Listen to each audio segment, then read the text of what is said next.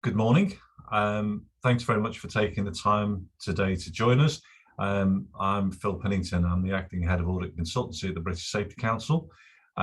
This is a relaunch of something that we did, I suppose, pre-pandemic.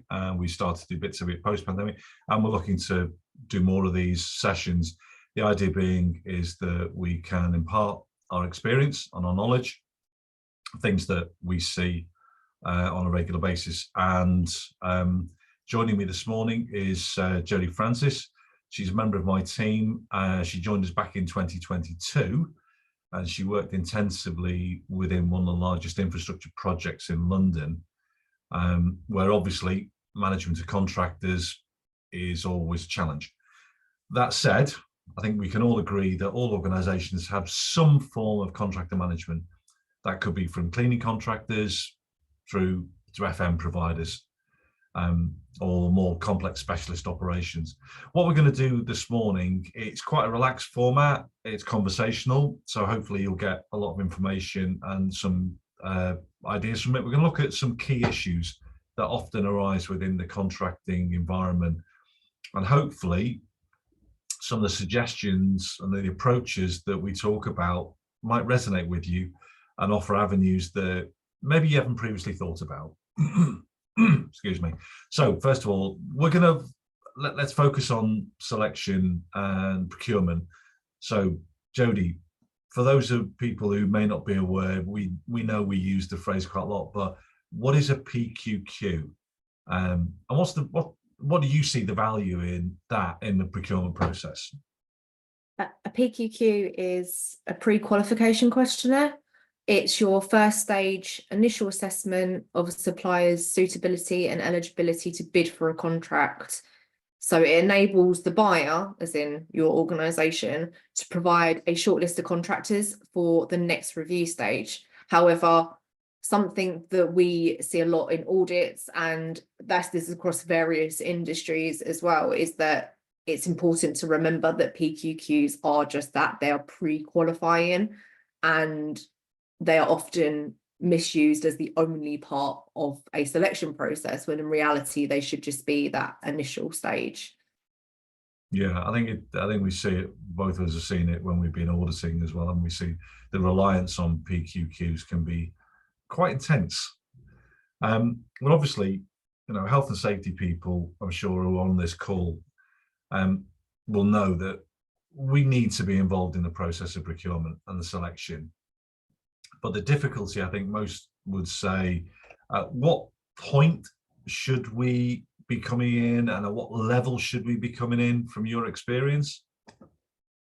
So in an ideal world, every organisation would have a full-time health and safety professional who has capacity to be involved in every single conversation. However, in reality, it's not going to happen. Some organisations might not even have a full-time health and safety professional in their teams. So it's really important to take a risk-based approach with the procurement and selection process, and when kind of health and safety has to enter the conversation. For lower risk activities, maybe when a supplier is only on location for a short time doing low risk work, and maybe they've been there previously for different contracts, the person in charge of health and safety could perhaps score the PQQ and sample some of the risk assessments, have a quick look at them. However, more medium, high risk activities, contractors, particularly those who are going to have a long relationship with the business, health and safety, I think, should be involved pretty much throughout the process, including contract review, participation in tender and pre-start meetings. In my experience, when health and safety is clearly defined at the beginning of a contract, it becomes more ingrained in other areas during that relationship. Yeah, I think that's it's an interesting point, that process of just getting people through the door is so important, but yet it can the standards can vary quite a lot across different organizations. Okay, so we've gone through the tender process, we've got them, the procurement process is done, they've leaped through the various hurdles to get to us. We've got a contract in place, so we're ready to start working with them. So how have you seen the benefit of ensuring that during the onboarding process, contractors really understand and comply with what we want as our safety standards? What are the challenges in there?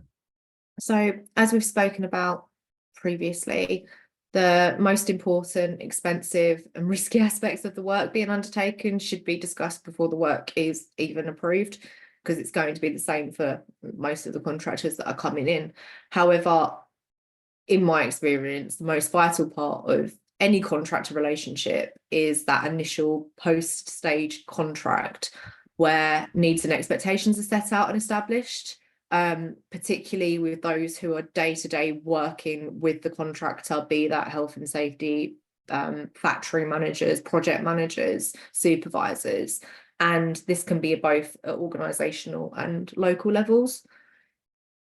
Some organisations might have something like a contractor standard, best, what to do as a contractor. It could be called a lot of various things, that will highlight kind of the general requirements for their business. And this could include organisational expectations, particularly those that go above and beyond the legal requirements. For example, one of my previous projects, we had several high-profile incidents, not only on the project, but throughout the construction industry as a whole, including large diameter grinders, so anything above kind of 7 inches. So my projects banned the use of 7-inch grinders altogether, unless there was a very specific requirement for it that had to be signed off by the CEO of the company. So it was quite serious. This wasn't an industry standard, and we had averaging out about 1,000 different people coming through the site every day, with maybe 15 different contractors on site, who then had to adjust their way of working to comply with these requirements because they had an over-reliance on those large diameter grinders. So we have to make sure that they understand the reasons for that and the reasons behind it. Another example could be your PPE requirements, your drug and alcohol testing requirements. There's lots of specific things that you may do that don't necessarily fall under legal requirement. Even if your organisation doesn't necessarily have those specific requirements, you might have informal ways of doing things, cultural ways of doing things that you need to explain, kind of show contractors this is how we kind of talk to each other, this is what respect looks like within our organisation. And another key area, and I'm sure you'll agree, and we see it a lot during auditing, is making sure that your own operational staff know what they're doing and that they're competent and confident to review risk assessments, say systems work, processes, aware of your requirements, particularly around issuing permits to contractors. That's something we see a lot where, like internal staff struggle with organizations' own requirements for issuing permits, and then permits get churned out quite a lot. And really importantly, that they're empowered to actually stop the work if they need to. Health and safety can help with this, but it's that making sure that your operational staff are the kind of barrier between contractors doing what they're supposed to be doing and essentially what they're not supposed to be doing is really important. Yeah, I think sorry. No, I was going to say I totally agree with you, because I've seen it myself a number of times where you go in and you have somebody who is responsible on site for what activities go on, and they receive a generic risk assessment from a provider, a contractor, and they don't put enough detail, they don't review it in enough detail, and they overlook some fairly fundamental, because it's generic, and they even just someone with a basic knowledge to be able to say, actually, hang on, that doesn't apply to my site. They're talking about below ground working. Well, we don't have any below ground working. So there's plenty of opportunities to have red flags to go, well, hang on, this might not be suitable and sufficient. And it doesn't necessarily mean it has to go to somebody else to review. Just simply looking and seeing, does it apply to my site, and asking that question, I think you're right, makes a huge difference in the process. Obviously, we know that everybody who comes onto our sites should have a suitable and sufficient and comprehensive induction. But when you use the word comprehensive, it's always a bit scary, because what does comprehensive look like and how detailed should it be? So I guess from your perspective, what are the key takeouts that you would expect to see in a contractor induction when they come to site? What are the key messages you think we need to be making clear to contractors? Yeah, I agree. Everyone that comes onto site should have some sort of induction, whether they're visiting, working full time, undertaking short duration work. And that level of induction really should just be emergency requirements, first aid arrangements, where to find welfare facilities, all of that sort of stuff. But I think it's something that happens in construction a lot. And part of this is because there are defined requirements within the CDM regulations, is that it's often a list of site rules. No smoking, housekeeping, phone, use this PPE, don't stand here, don't stand there. And they're really important, but it's also important to remember that due to the nature of contract work, you often have people who are coming in who may have actually attended 3 inductions previously that week for different companies, and have at some point listened to some variation of the house rules kind of spiel for every contract that they attend. So it's important, but it shouldn't be the only focus of your induction.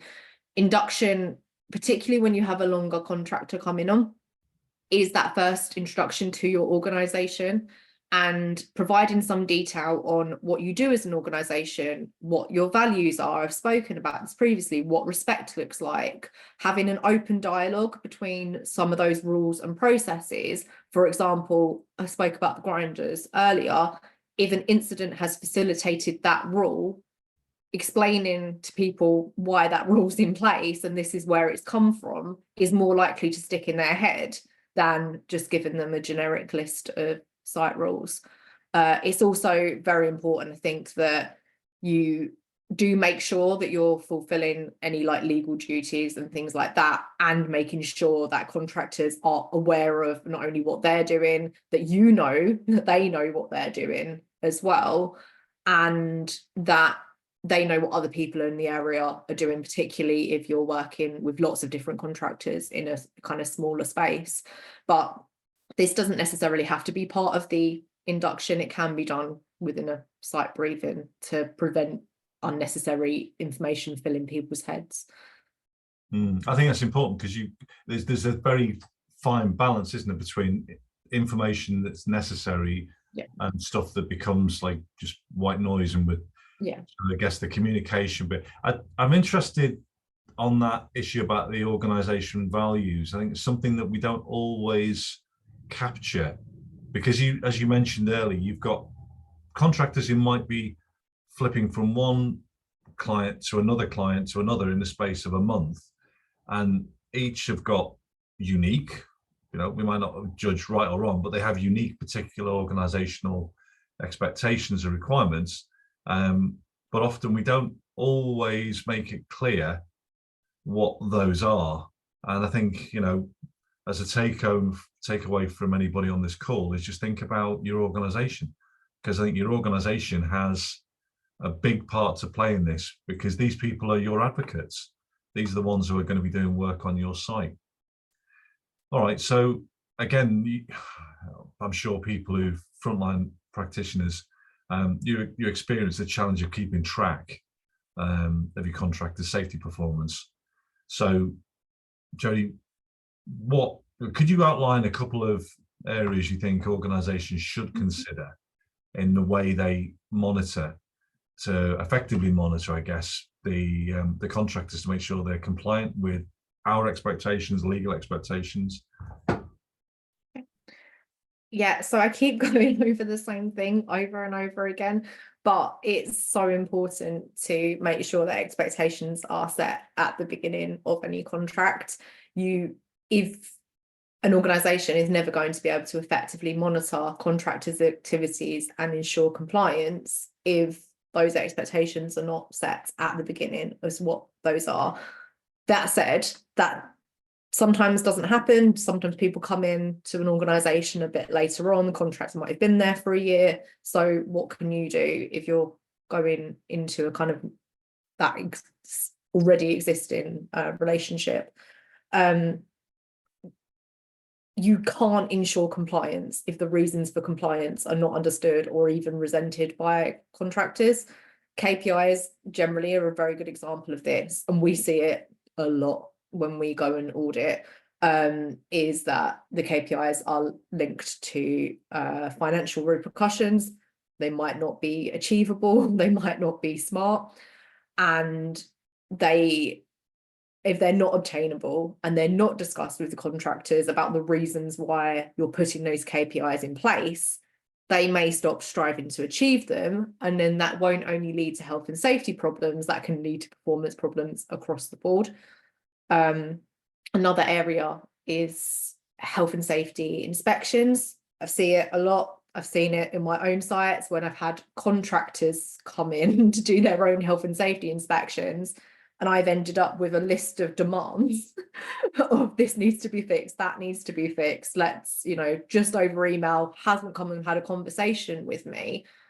And it's really important that instead of just sending an email, maybe go and have those conversations, build that relationship while you're doing your inspections, include the contractors within your inspections to enhance health and safety and build those relationships more effectively as part of your monitoring. Personally, I think the monitoring is engagement and engagement is monitoring. So you can't have one without the other. Definitely. Okay, so as professionals then, we know that everyone who works directly or indirectly for us must work to safe systems. So I guess, in your opinion then, what should be the approach to handling, say, an unsafe act or an inadequate work by contractors? So I'm going to circle back around again and say that if you build those relationships before the contract starts, during the pre-start meetings, during the engagement piece, you will start to find that actually a lot of that unsafe and inadequate work actually reduces. However, there will be some situations, otherwise we would all be out of jobs, where people cut corners, people make mistakes. It's part of life, it happens. I think the most important thing to realize is that should just be treated as any other incident within your workplace. So even if it's an unsafe act, an unsafe condition, treat it as you would any other incident if someone within your organization had done the same thing. So ensuring that there's a process for immediate response is obviously the most important thing. If someone's doing something unsafe, you want to make sure that people are empowered to stop that work, provide a mechanism for immediately reporting that work. That way you can prevent injury, further injury, illness, damage to property, etc. Undertake an investigation. This shouldn't only be done by yourself. Again, engagement, it should be done with the contractor. They understand their processes, their way of working, probably a lot better than you do. So that's very important. Determining your root causes, and part of that root cause may be looking at your own organisation and seeing whether anything that you have put in place has contributed to that unsafe or inadequate work, and then establish findings and lessons learned. It's really important to remember that with contractors in particular, it's very easy for an organisation to go in and say, you did this wrong, 1 strike, 2 strikes, you're out. And you may even have those kind of financial repercussions and requirements built into the contract. And I'm not saying that you shouldn't have that. It's very important to have that backup. It might be necessary at times, but it shouldn't be the go-to approach. There might be mitigating factors, and they should all be considered as part of that just or fair culture approach. It's interesting you talk about just or fair culture. Just for the benefit of people who may not be aware, can you just outline what you mean by that? Yeah, so probably about, I don't know, 10 years ago, when I was first kind of starting out in health and safety, there was a lot of this big push for this no blame culture. And I think people realized quite quickly that no blame culture doesn't really work. But blame culture effectively doesn't work either. So just culture sits kind of somewhere in the middle of the two, where when looking at reasons behind incidents, unsafe work, you take into account all of the root causes, the immediate causes, like systems. Was there supervisor pressure? Was there other areas that could have contributed to it? Establish whether people are just doing the same thing over and over again through a routine violation because actually that's how they think it should be done. It's not always necessarily somebody's fault. Sometimes things just happen. There could be a mistake, and ensuring that there is a consistent, a fair approach to not only your own employees, but also contractors as well, means that people learn from their mistakes rather than just being blamed for their mistakes, sent off onto the next project to then make the same mistakes over and over again. Yeah, that's a good point. Okay, thank you for that. All right, so we've gone through the process for onboarding. We've got them, we've reviewed them, we've assessed them, we've brought them on board, we've trained them, we've inducted them, we're monitoring them. Any contract, especially in construction, has an end date. Yeah. So some work is at the end, it might be a couple of months with a contractor, others it could be a couple of years. Large construction, obviously, infrastructure projects take a long time to deliver. So is conducting a lessons learned? I know we talk about it when we audit, is that plan, do, check, act model, and there's the check part of it. So is conducting a lessons learned review important at the end of a contract? And if that's the case, how can organizations use this information to improve in the plan, do, check, act cycle?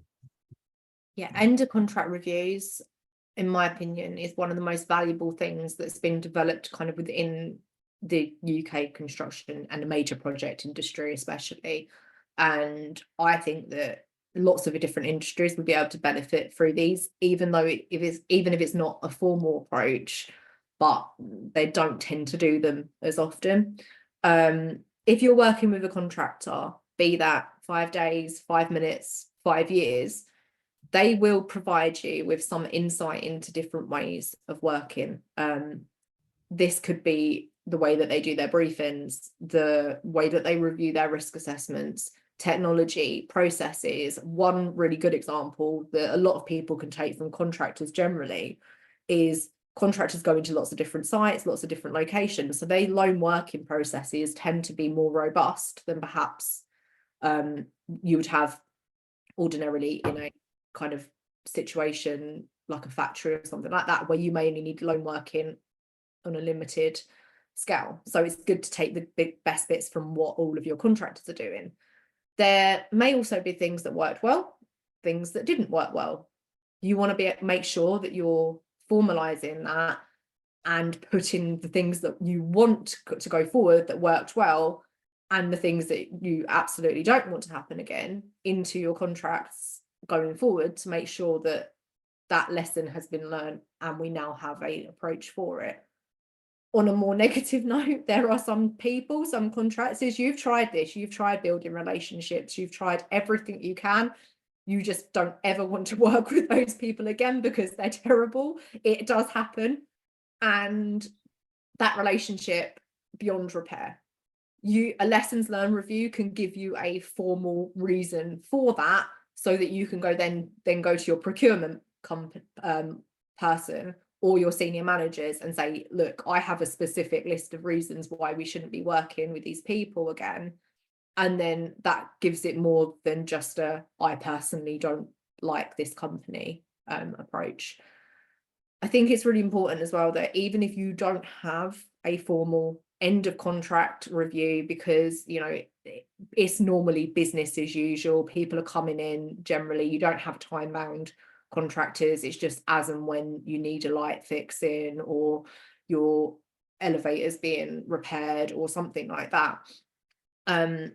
it's really important for the organisation to continuously review, whether that's annually, 6 months, every 2 years, what their contractor process is with key stakeholders, your project managers, procurement, people on the ground as well, to ensure that all of those kind of things that you've picked up throughout the year are again included within the contracts, included within the tendering and onboarding requirements, to make sure that they become that business as usual.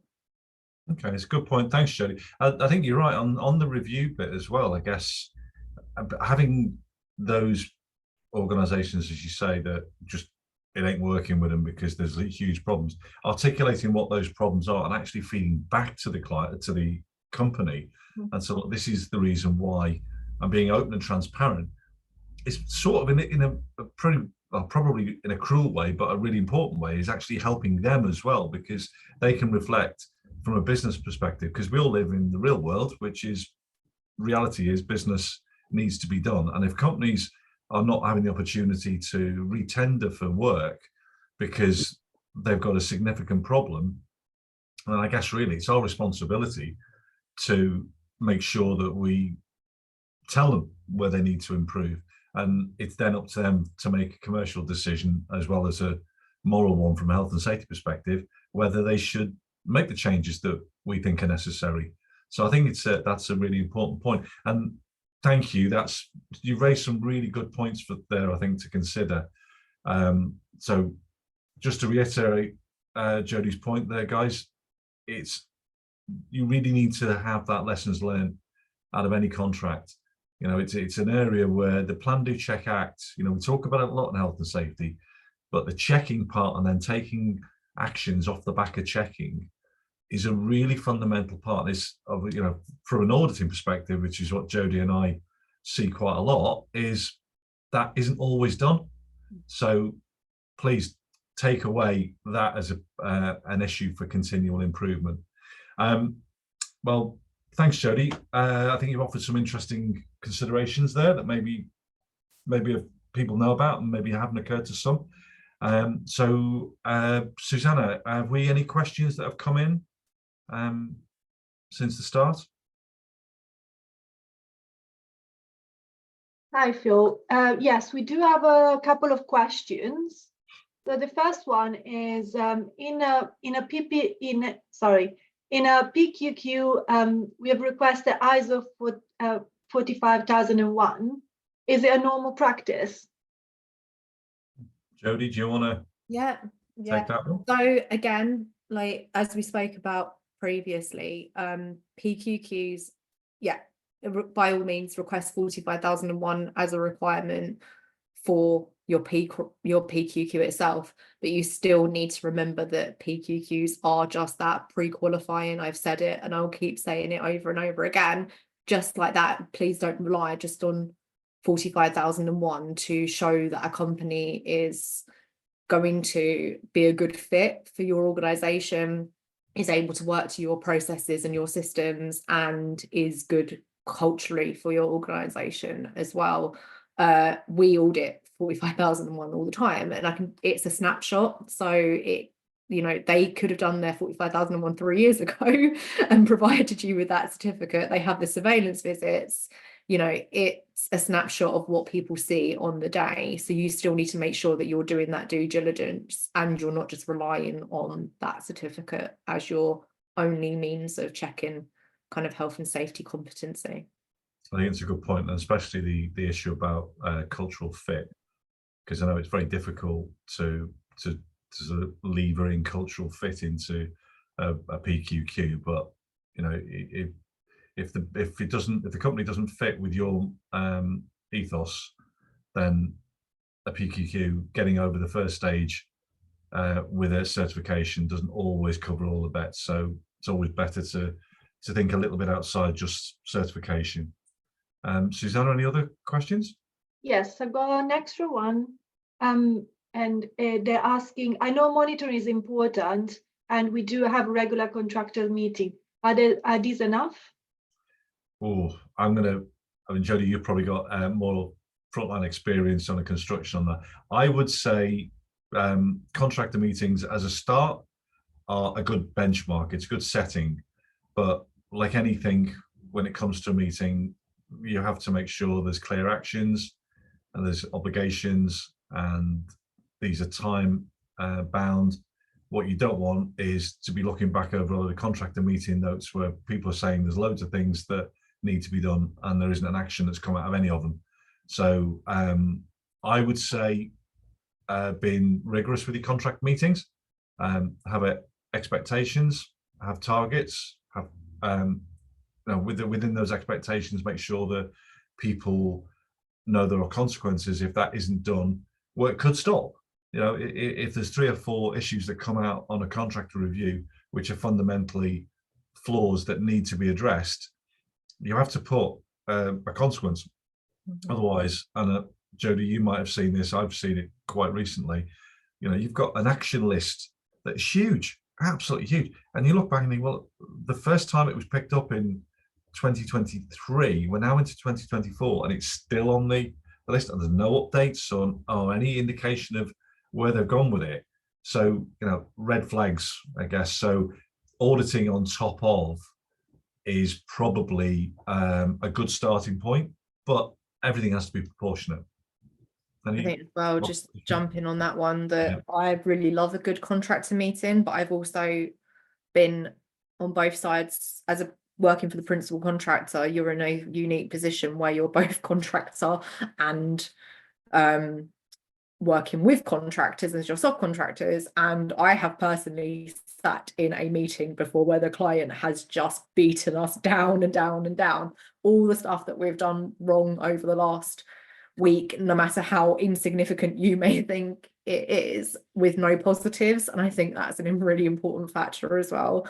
And again, I'm going to go back to monitoring is engagement. Engagement is monitoring. Please don't fall into that trap where you're just bringing contractors in to just talk about all of the negatives. Make sure that there is positives coming out of the contractor meetings as well.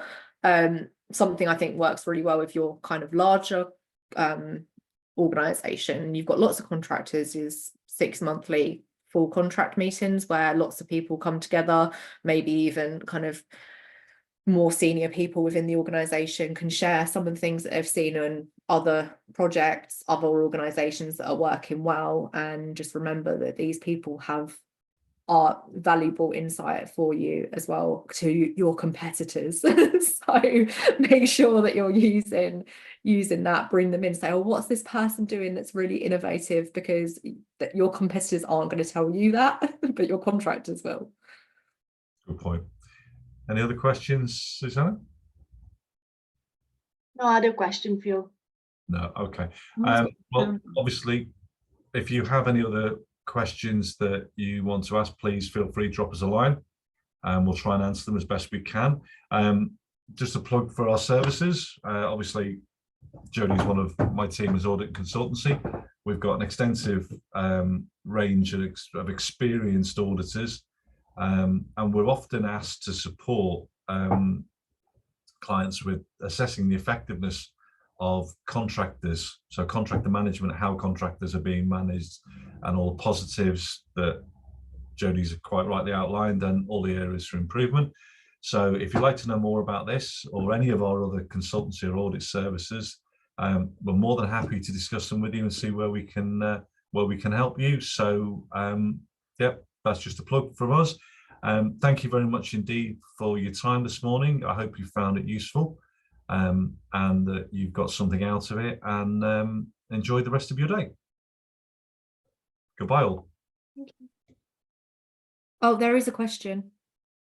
Oh, is it? It's come up through the question and answer function. Oh, right, okay. What could be the key controls and requirements for short-term contractors, one-off outsourced services to enhance health and safety on site? I'm going to give that to you, Phil, because FM's your bag. I think realistically on that, the key controls I think are similar to what we spoke about with the construction. Is you have to set parameters and expectations.